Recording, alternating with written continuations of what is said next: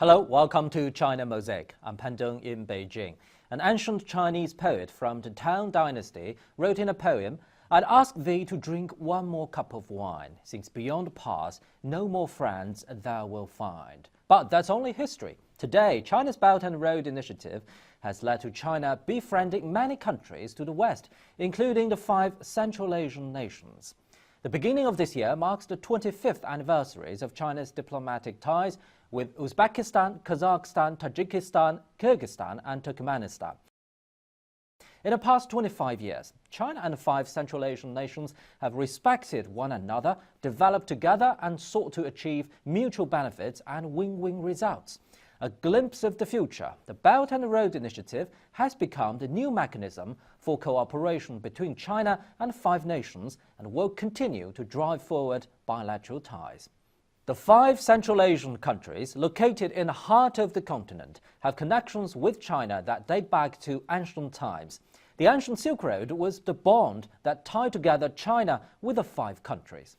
Like Chinese people, Central Asians also remember the prosperity brought by the Silk Road.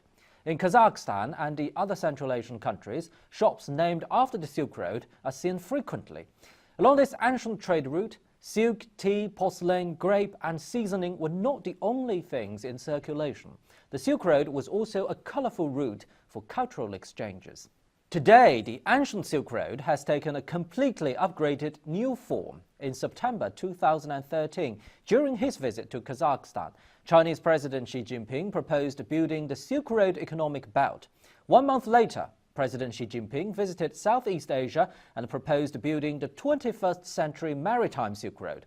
The Belt and Road henceforth became the new mechanism for cooperation between China and Central Asian countries, creating a shared future for all involved. In Central Asia, there is a proverb that reads, "An empty bag doesn't stand." 3 years have passed since the initiative was proposed, and construction of the Belt and Road has taken shape. This bag is now full of the fruits of achievement.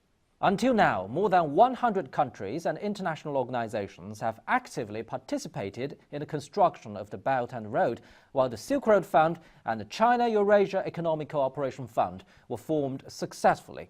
This progress has consolidated the foundation for cooperation between China and the Central Asian countries, while exploring new ideas for developing stable bilateral and multilateral ties between these countries.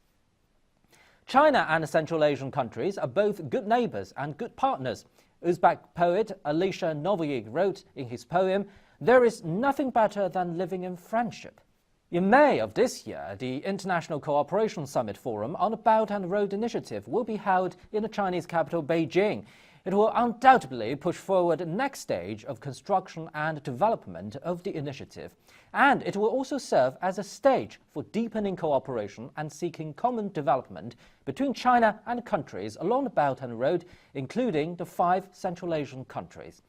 That's it for this edition of China Mosaic. I'm Pan Dong in Beijing. Bye-bye.